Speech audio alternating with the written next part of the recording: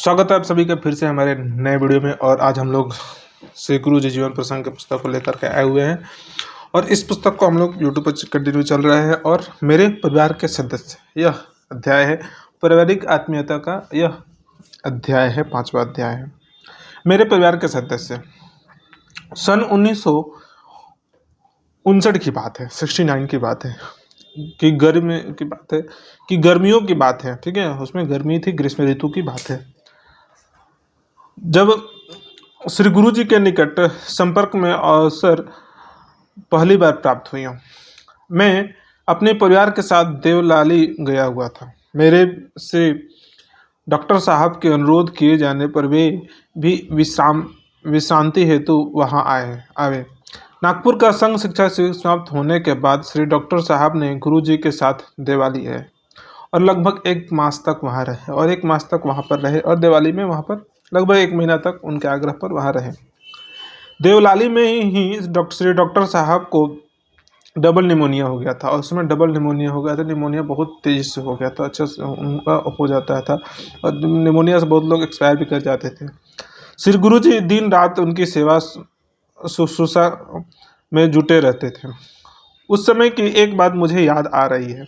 Shri doctor साहब का स्वास्थ्य देखने के लिए श्री नागपुर से श्री कृष्णराव मोहरिल कृष्ण राव मोहरिल गए थे उनसे डॉक्टर जी से मिलने के लिए। उनसे श्री डॉक्टर साहब ने कहा था, कृष्णा, इस बीमारी में भी मेरा एक समय नष्ट नहीं किया और संघ के एक मूल्यवान निधि प्राप्त हुई है। और उन्होंने कहा कि हमारी जो बीमारी है उसमें भी हमारा समय बर्बाद नहीं हुआ और ईश्वरीय कार्य में हम इसमें भी एक मूल्यवान निधि प्राप्त हुई है। मैंने तय कर लिया है कि माधव राव को सरसंघचालक बनाएंगे। श्री गुरु पूर्णिमा उत्सव में के समय मैं इसकी घोषणा करूंगा और यह बनाया जाएगा और उसकी घोषणा श्री गुरु पूजन उत्सव में करेंगे। श्री गुरु जी को श्री डॉक्टर साहब माधव राव ही कहा करते थे। श्री गुरु जी को सरसंघचालक सर कार्यवाह, श्री गुरु जी को सर कार्यवाह, यहाँ सर संचालक नहीं, सर कार्यवाह, श्री गुरु जी को सर कार्यवाह। और उसी दिन मुझे श्री नागपुर का संघ चालक बनाया गया। उस दिन मैं भी श्री गुरु जी के निर्देशन के कार्य करता रहा और दिन प्रतिदिन संघ का कार्य बढ़ता रहा। हम लोगों के बीच संबंध दृढ़तर और घनिष्ठतर होते चले गए हैं। और उस समय तो श्री डॉक्टर साहब के शब्दों का अर्थ समझ में नहीं आ पाया था कि ऐसा कौन सी मूल्यवान निधि उन्हें प्राप्त हुई है।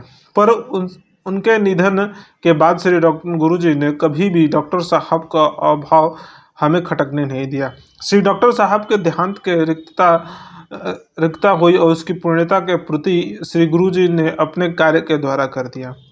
श्री गुरु जी अनुशासन के कड़ाई से पालन करने पर विश्वास करते थे और श्री गुरु जी जो डॉक्टर जी की कमी को पूरा कर दिए श्री गुरु जी, ऐसा उनका कहना है।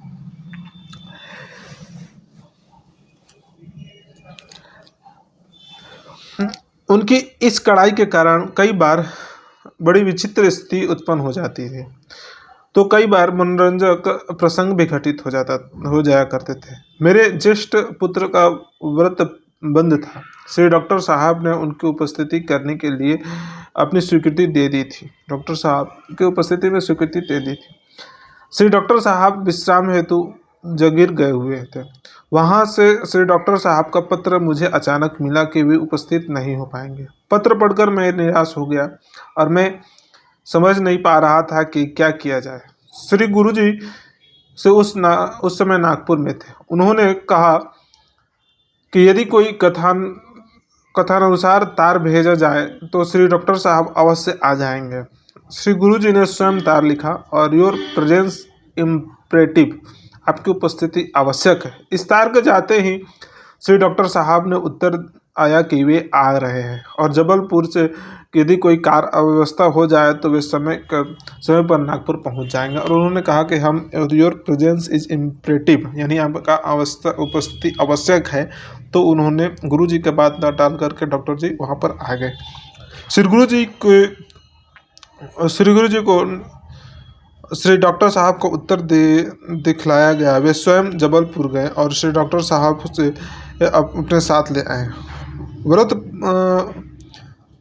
व्रत बंध के अवसर पर श्री डॉक्टर साहब को आपके बीच पाकर मुझे अति प्रसन्नता हुई।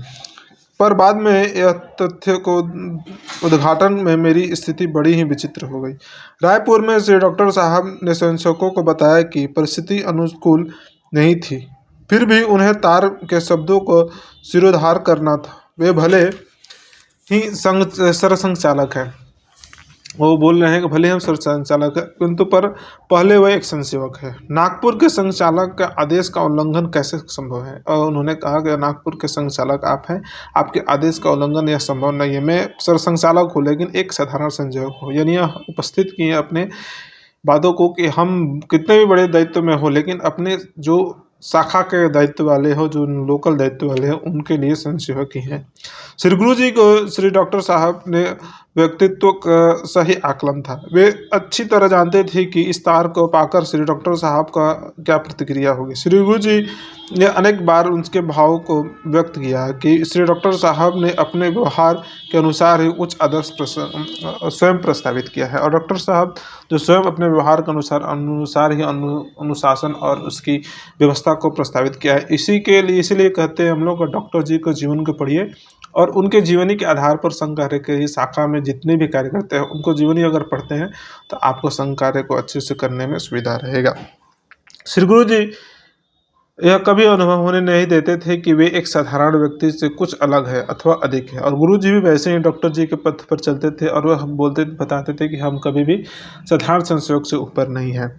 वास्तविकता तो यह है कि साधारण व्यक्ति के स्तर से उनका स्तर बहुत ऊंचा था, पर यह उनके व्यवहार की विशेषता थी, अपितु यह उसके स्वभाव का अंग बन गया था कि असाधारण होकर भी साधारण व्यक्ति के समान ही व्यवहार किया करते थे।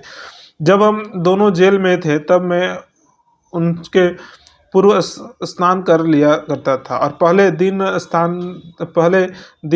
स्नान के बाद मैंने अपने गीले कपड़े को पड़े रहने दिया, और जेल में थे दोनों, तो उस समय क्या किया कि गीले कपड़े पड़े रहने दिए, और मैं यही सोचा कि पूजा पाठ के निवृत्त होकर अपने गीले कपड़े धोऊंगा। तो यह गुरु जी के पहले जो स्नान करके गीले कपड़े वहीं छोड़ दिए थे, और सोचे कि पूजा के बाद में उसको धोया जाएगा।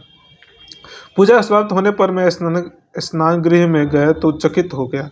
श्री गुरु जी ने मेरे कपड़े धो डाले थे। जब मैंने उसका प्रतिवाद किया तो श्री गुरु जी ने बोला, इससे क्या फ़र्क पड़ता है, हम दोनों को यहाँ काम ही क्या है, हम जेल में हैं, करना ही क्या है। तो वो बोले इससे कुछ फ़र्क नहीं पड़ता है, मैं कर दिया, करना पड़ता है। यह घटना पहले दिन की है। इसके बाद मैं दूसरे दिन से मैं पूजा के पूर्व ही कपड़ा धो डालता था, और यह पहले दिन की थी तो वो सचेत हो गए और पूजा का पहले ही कपड़े को धो डालते थे।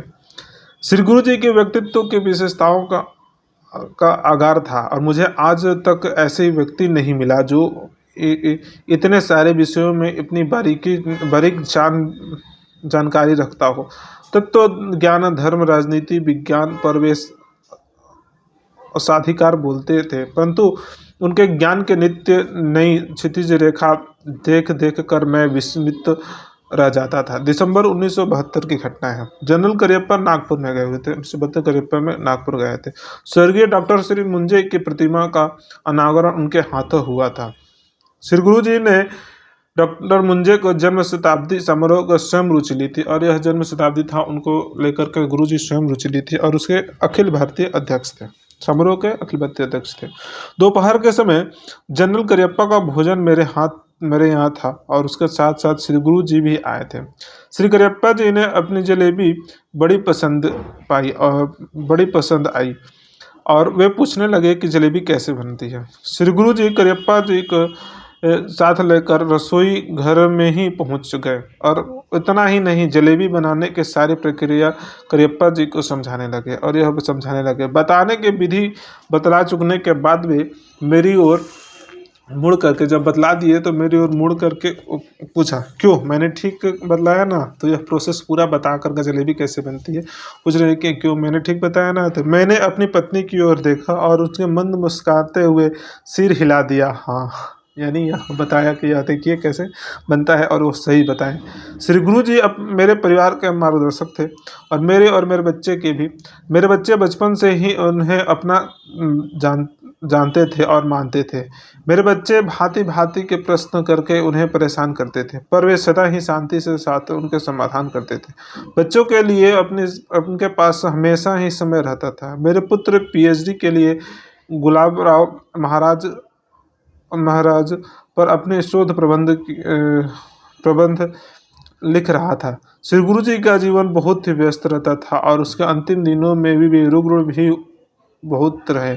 फिर भी उन्होंने मेरे पुत्र से उन्होंने शोध प्रबंध पढ़ने के लिए मांगा और कई सुझाव भी दिए। यह सही है कि श्री गुरु जी एक महान कर्मयोगी, एक महान देशभक्त और एक महान सामाजिक कार्यकर्ता थे।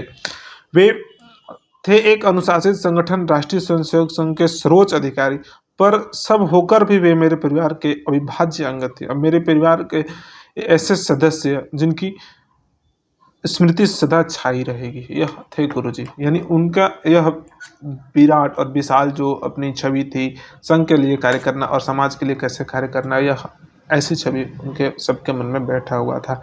तो आशा करते हैं आप सभी को अच्छा लग रहा होगा और चलिए मिलते हैं अगले वीडियो में। अगर चैनल को सब्सक्राइब नहीं कीजिए तो सब्सक्राइब कीजिए, लाइक कीजिए और दोस्तों के बीच में शेयर कीजिए।